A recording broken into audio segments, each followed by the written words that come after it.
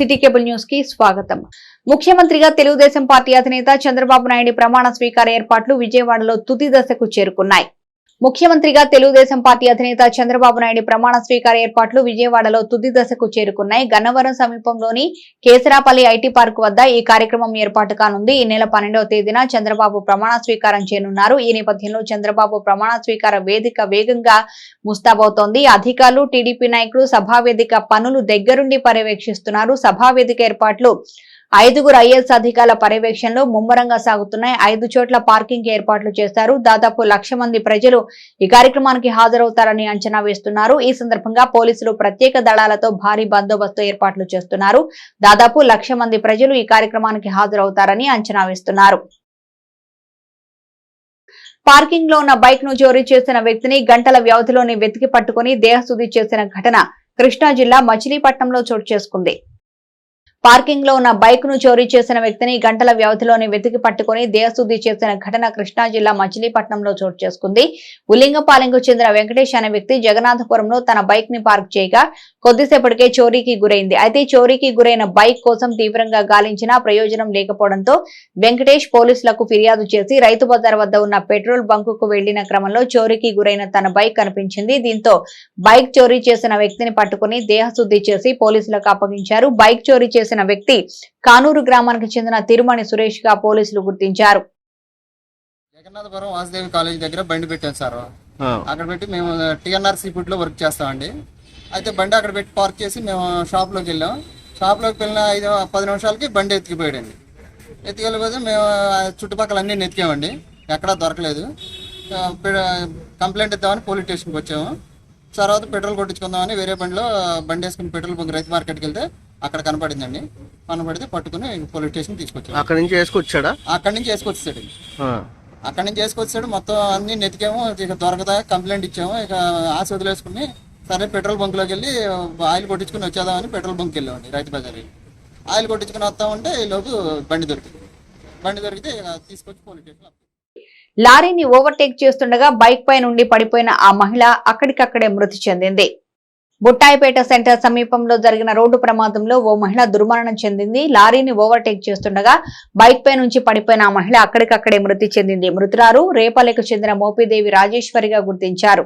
రాజేశ్వరి తన భర్త, కుమారుడితో కలిసి బందరు మండలం తాళపాలెం గ్రామంలో జరిగిన ఓ శుభకార్యానికి వచ్చారు. తిరుగు ప్రయాణంలో ఉదయం ముగ్గురు తమ బైక్ పై రేపల్లె వెడుతుండగా బుట్టాయిపేట సెంటర్ లో రోడ్డు ప్రమాదానికి గురయ్యారు. ఎదురుగా వెడుతున్న లారీని ఓవర్టేక్ చేయబోయి వీరు ముగ్గురు కింద పడిపోయారు. శ్రీనివాసరావు భార్య రాజేశ్వరి పై నుంచి లారీ వెళ్లడంతో ఆమె అక్కడికక్కడే మృతి చెందింది. పోలీసులు ఘటనా స్థలానికి చేరుకుని మృతదేహాన్ని పోస్టుమార్టం నిమిత్తం సర్వజన ప్రభుత్వ ఆసుపత్రికి తరలించారు. పోలీసులు కేసు నమోదు చేసి దర్యాప్తు చేస్తున్నారు. మోపిదేవి మండలం టేకుపల్లి గ్రామంలో శ్రీ బాలా పార్వతీ సమేత శ్రీ రామేశ్వర స్వామి వారి ఆలయంలో 15 లక్షలకు పైగా విలువ చేసే కవచాలు చోరీకి గురయ్యాయి. మోపిదేవి మండలంలోని మేరకనపల్లి పంచాయతీలో గల టేకులపల్లి గ్రామంలో స్వయంభూగా కొలువు తీరిన శ్రీ బాలా పార్వతీ సమేత శ్రీ రామేశ్వర స్వామి వారి ఆలయంలో చోరీ జరిగింది. సోమవారం అర్ధరాత్రి 12 గంటల నుంచి 1 గంట సమయంలో 2 వ్యక్తులు ముసుగులతో ఆలయంలోకి చొరబడి తాళాలు పగలగొట్టి స్వామి వాళ్లకు గల కవచాలను దొంగిలించారు. ఈ విషయాలు మొత్తం ఆలయంలో గల సీసీ కెమెరాలో రికార్డ్ అయ్యాయి. దేవస్థాన నిర్వాహకులు పోలీసులకు సమాచారం ఇవ్వడంతో పోలీసు అధికారులు సంఘటనా స్థలానికి చేరుకుని వివరాలు సేకరించి కేసు నమోదు చేశారు. అవనిగడ్డ ఎమ్మెల్యే మండలి బుద్ధప్రసాద్ కు విషయాన్ని వివరించగా కుమారుడు మండలి వెంకట్రాం సంఘటనా స్థలానికి చేరుకుని దొంగతనం జరిగిన తీరును సీసీ కెమెరాలో పరిశీలించారు. వీరభద్ర స్వామి, గణపతి స్వామి, శ్రీ సుబ్రహ్మణ్య స్వామిలకు చెందిన 15 లక్షలకు పైగా విలువ చేసే కవచాలు చోరీకి గురైనట్లు నిర్వాహకులు వెల్లడించారు. మోపిదేవి మండలం టేకుపల్లి గ్రామంలో వేంచేసి ఉన్నటువంటి శ్రీ కాంచీ కామకోటి పీఠస్థ శ్రీ బాలా పార్వతీ సమేత రామేశ్వర స్వామివారి దేవస్థానంలో నిన్న రాత్రి సుమారుగా 12 గంటల నుంచి 1 గంట లోపు ఇద్దరు దొంగతనం చేసి స్వామివారి కవచాలు, వీరభద్ర స్వామివారి కవచము, వెండి కవచము, తర్వాత గణపతి స్వామివారి వెండి కవచము, తర్వాత సుబ్రహ్మణ్యేశ్వర స్వామివారి వెండి కవచము, ఈ 3 కవచాలు దేవస్థానం తాళాలు బద్దలు కొట్టి లోపలికి వెళ్ళి ఈ 2 మనుషులు వెళ్ళినట్టుగా సీసీటీవీలో మాకు కనిపిస్తోంది. 2 మనుషులు లోపలికి వెళ్ళి ఆ వెండి కవచాలు అపహరించుకొని పోయారు. 2 ఉదయం 6 గంటలకి మా దేవస్థానం సిబ్బంది వచ్చి చూసి మాకు తెలియజేసిన తర్వాత మోపిదేవి పోలీసు వారికి తెలియజేయటం జరిగింది. చల్లపల్లి సర్కిల్ ఇన్స్పెక్టర్ గారికి, మోపిదేవి పోలీస్ స్టేషన్ వారికి తెలియజేయటం జరిగింది. వారు వచ్చి కేసు నమోదు చేసుకున్నారు. తర్వాత ఈ ప్రాంత ఎమ్మెల్యే అయినటువంటి మండలి బుద్ధప్రసాద్ గారికి తెలియజేయటం జరిగింది. వారు వెంటనే వారి పిల్లవాడైనటువంటి వెంకటరామ్ గారిని పంపించి ఆయన వచ్చి ఇక్కడంతా చూసి పోలీసు వారికి జాగ్రత్తగా చేసి పెట్టాలి, మళ్ళీ ఇవన్నీ ఇలాంటి ఘటనలు పునరావృతం అవ్వకుండా ఉండాలి, స్వామివారి నగలు మళ్ళా స్వామివారికి చెందేట్టుగా ప్రయత్నం చేయాలని వారు కూడా పోలీసు వారికి చెప్పి వెళ్ళారు. అలాగే మరలా స్వామివారి ఏవైతే పోయినాయో అవన్నీ మరలా స్వామివారికి మరలా లభించాలని స్వామివారిని ప్రార్థిస్తున్నాం. రాష్ట్ర ముఖ్యమంత్రిగా నారా చంద్రబాబు నాయుడు ప్రమాణ స్వీకారోత్సవ కార్యక్రమం ఏర్పాట్లు పూర్తవుతున్నాయని ప్రత్యేక అధికారి జి వీరపాండ్యన్ తెలిపారు. ఈ నెల 12వ తేదీన గన్నవరం మండలం కేసరపల్లి గ్రామంలోని ఐటీ పార్కు సమీపంలో రాష్ట్ర ముఖ్యమంత్రిగా నారా చంద్రబాబు నాయుడు ప్రమాణ స్వీకారం చేయనున్నారని, ఈ కార్యక్రమాన్ని విజయవంతం చేసేందుకు అధికారులు పటిష్ట సమన్వయంతో వ్యవహరించాలని కార్యక్రమ ప్రత్యేక అధికారి జి వీరపాండ్యన్ సూచించారు. కార్యక్రమ ప్రాంగణంలో ఏర్పాటు చేసిన సమీక్ష సమావేశంలో కార్యక్రమ ప్రత్యేక అధికారి జి వీరపాండ్యన్ కార్యక్రమ సమన్వయ ఉన్నతాధికారులతో కలిసి గ్యాలరీల ఇన్ఛార్జీలతో చర్చించారు. విధుల నిర్వహణకు సంబంధించి స్పష్టమైన మార్గనిర్దేశం చేశారు. 3 కేటగిరీలో మొత్తం 36 గ్యాలరీలు ఉంటాయని, ప్రజా ప్రతినిధులు, వారి కుటుంబ సభ్యులు, న్యాయమూర్తులు, అఖిల భారత సర్వీసుల అధికారులు, ప్రత్యేక అతిథులు, వివిఐపీలు, విఐపీలు, మీడియా ప్రతినిధులు తదితరులకు సంబంధించిన గ్యాలరీల విధుల నిర్వహణలో అప్రమత్తంగా ఉండాలని, ప్రణాళిక ప్రకారం అతిథులకు సేవలు అందించాలని సూచించారు. ఎక్కడా ఎలాంటి పొరపాట్లకు తావు లేకుండా విధులు నిర్వహించాలని సూచించారు. ప్రధానమంత్రి కూడా కార్యక్రమానికి హాజరవుతున్న నేపథ్యంలో ఎస్పీజీ భద్రత ఉంటుందని, అందువల్ల భద్రతా మార్గదర్శకాలకు అనుగుణంగా వ్యవహరించాలని సూచించారు. సమావేశంలో వివిధ జిల్లాల జాయింట్ కలెక్టర్లు, మున్సిపల్ కమిషనర్లు, సబ్ కలెక్టర్లు, ఆర్డీఓలు తదితరులు పాల్గొన్నారు. ప్రమాణ స్వీకారం చేయబోతా ఉంది. ముఖ్యమంత్రిగా చంద్రబాబు నాయుడు గారు ప్రమాణ స్వీకారం చేస్తున్నారు. మంత్రివర్గ సహచరులు కూడా ఆయనతో పాటు ప్రమాణ స్వీకారం చేస్తారు. ముఖ్య అతిథులుగా భారత ప్రధాని నరేంద్ర మోడీ గారు ఇచ్చేస్తున్నారు.